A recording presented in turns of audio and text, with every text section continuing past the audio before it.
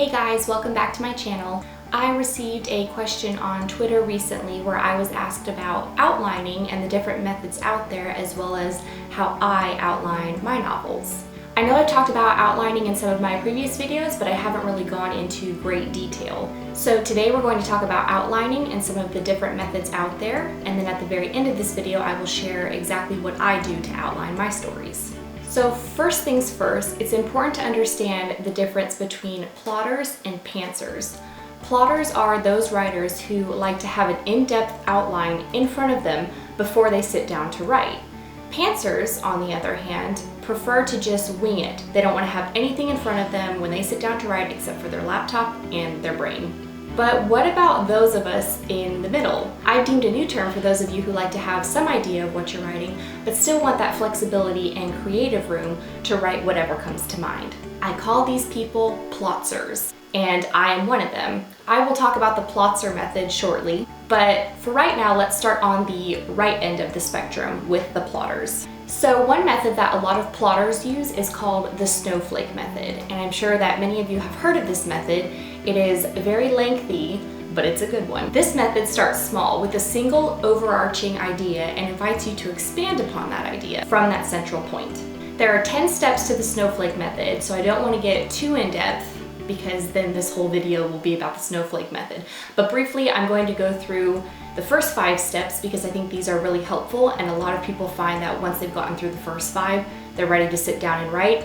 And I'll just briefly mention what steps 6 through 10 are. Step 1 is to write a 1-sentence description of your novel. This sounds a lot easier than it actually is. To try to cram all of the ideas that you have into your head into 1 sentence is incredibly challenging. You want to try to make this sentence less than 15 words if you can, and have it combine the overall larger story with the personal journey of the protagonist. Step 2, you want to expand that sentence to a paragraph description. Try to do this in 5 sentences, where the first sentence consists of the setup, the next 3 describe the main conflicts or disasters, and the final sentence wraps up the story. Step 3, create a 1-page summary for each main character.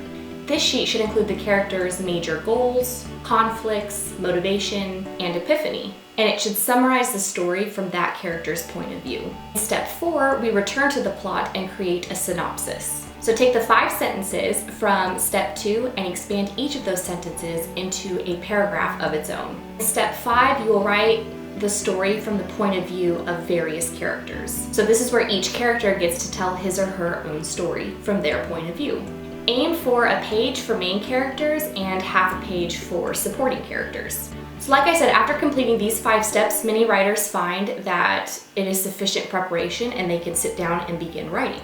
But if you'd like to continue, I will briefly describe steps 6 through 10. Step 6 involves expanding your 1-page synopsis to a 4-page synopsis. Step 7 allows you to develop expanded character charts and histories.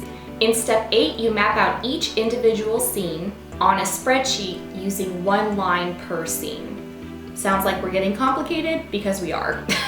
List what point of view the scene will be told from and what happens in the scene. You can also estimate the length of each of these scenes, how long you want them to be. Step 9, expand each scene from the spreadsheet into a paragraph to create a long narrative.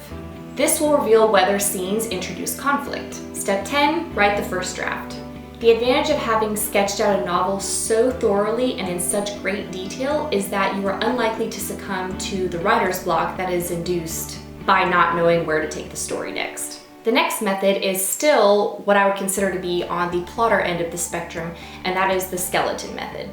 The skeleton method can also be called the academic method, which is one that you've probably used to write research papers in school. This method allows you to lay out your core points in a way that will allow your story to flow smoothly. It gives a good bird's eye view of your structure and can help you reform your story for maximum impact. So the academic method or skeleton method looks a little something like this.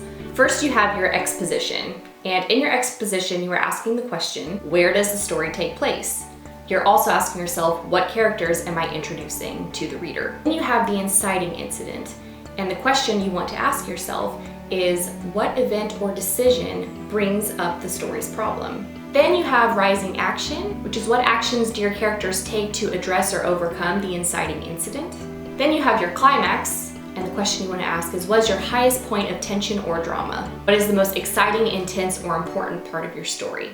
After the climax is falling action. The question you want to ask yourself here is, what comes as a direct result of the climax? For example, if a climax involves a hero winning a car race, then the falling action is him taking his victory lap and all of the accolades that follow. Finally, you have your resolution, and the question you ask yourself here is, how does the story end? So as you can see, this is a skeleton it's a skeleton of your story, because you have your exposition, your inciting incident, your rising action, your climax, your falling action, and the resolution. So you basically have the bare bones of your story, but this is still very much a plotter method. So now we're moving more into the pantser end of the spectrum with something called the flashlight method. This method is all about letting yourself discover the story gradually, while still doing enough planning that you can anticipate any walls or roadblocks that you're about to crash into. This method uses brief chapter summaries to help you outline your story. Each chapter summary is usually only a paragraph or so in length, and it gives you a simple guide to go off of. So the flashlight method looks a little something like this. You'll have chapter 1, and then you'll have your, almost like the exposition in the previous method, you'll have your 3 or 4, 5 sentences that describe some of the things that maybe will happen in chapter 1 or the things you're going to introduce. Then you'll move into chapter 2.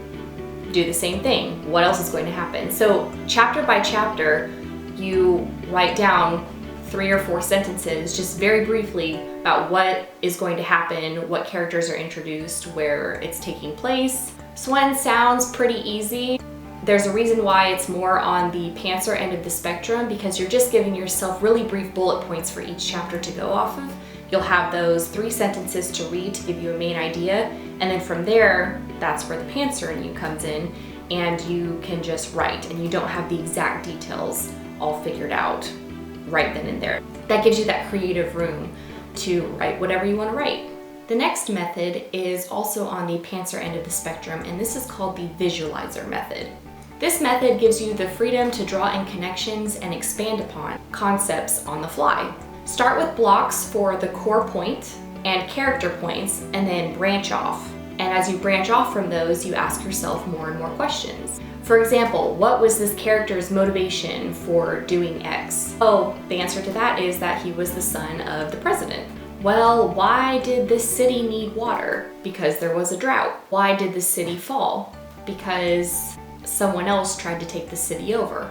Well, why did someone else try to take the city over? Because there was a drought. You kind of get the idea. You ask yourself more and more questions, and it leads you kind of spiral down the rabbit hole a little bit, but it helps you develop your story. All of these methods have pros and cons, and it's important to find out the method that works best for you. And there may not just be one method that does work best. Maybe it's a combination of methods, or maybe it's none of these at all. So you can take pieces of each method and see what is most useful for you in your writing process. My own personal writing process as a plotzer goes a little bit something like this. First, I will get an idea and I will write it down in a notebook. I will then think about the beginning, middle, and end. Normally the end comes to me first for some reason, and then the beginning, and then obviously the middle is the hardest to figure out. But this gets my mind in plotting mode. I'll also think about narration, and if I want it to be first person, third person, or third person omniscient. This step for me is similar to step 2 in the Snowflake Method. The second thing that I will do is develop character arcs. I'll choose names for my characters, write down their motives, physical characteristics, internal struggles, family history, likes and dislikes, etc. This is very similar to step 3 in the Snowflake Method. The third thing I do is, once I have my characters in place, I begin to outline using the visualizer method. I'll get a very large sheet of paper and write down core ideas that will branch off into potential subplots. Think of just a large piece of paper with maybe the plot in the middle or the ending of the story. I'll draw a circle around it, and then from there I will branch off like a tree and write all of my little subplots or other little ideas that I want to have happen throughout the book. Then I will use my visual map to start the plotzer method. With an idea as to what's going to happen in the beginning, middle, and end, I will divide it up into chapters and decide what's going to happen in each chapter. This is very similar to the flashlight method, in which I will have about 4 sentences for each chapter that I want to go off of. Finally, the fifth thing I do is write. I feel that utilizing multiple methods helps keep my thoughts organized, but it allows the creative juices to flow, and it also allows the pantser in me to come out. So in my opinion, the plotzer method really is the best of both worlds. So what are you, a plotter, a pantser, my newly created term, a plotzer? No matter what your writing process may be, it's critical that you do whatever works best for you. And don't change what you do if it's working for you just because you watch this video or someone tells you that they have the tried and true method for outlining, because we're all different and all of our minds work differently. Just trust yourself and trust your process, because you're the only one who really knows what works for you and what doesn't. That's all that I have for you guys today. If you like this video, please thumbs up and subscribe to my channel. My debut novel, The Alpha Drive, is available for purchase in both paperback and ebook on Amazon, so I would love for you to check it out. If you have any questions or anything you'd like for me to talk about in one of my next videos, you can tweet at me at authorKristenM, or you can go to my Ask Me Anything page on Tumblr. I post new videos every Tuesday. I will see you guys next time. Bye! So this method starts spall. Spall or small? Spall! I'm just creating words all over the place. So take your 5 sentences from step 2 and expand each of those sentences. What number was that going to be? Next is the inciting incident, and the question you want to ask yourself is, what event or decision brings us to the story's problem? Don't do that!